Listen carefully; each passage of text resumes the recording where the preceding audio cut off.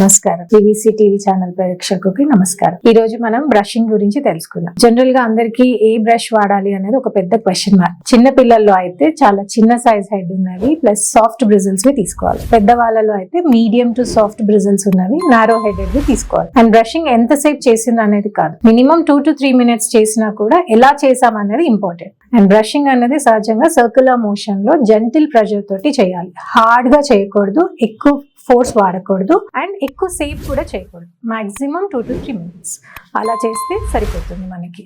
దీని వల్ల కూడా మనకి చాలా యూజెస్ ఉంటాయి. అండ్ ఫ్లాసింగ్ మీద కూడా చాలా మందికి చాలా డౌట్స్ ఉన్నాయి. ఫ్లాసింగ్ అనేది అందరికీ సజెస్టబుల్ ఏం కాదు. You can use it in proper correct way. మీరు ఫ్లాసింగ్ అనేది కనుక దాన్ని గమ్ మీద ఇంకా పెట్టి ఎక్కువగా చేశారంటే మాత్రం అది ఇంకా ప్రాబ్లమ్స్ ని క్రియేట్ చేస్తుంది. సో ఫ్లాసింగ్ అనేది కూడా చాలా జాగ్రత్తగా చేయాలి.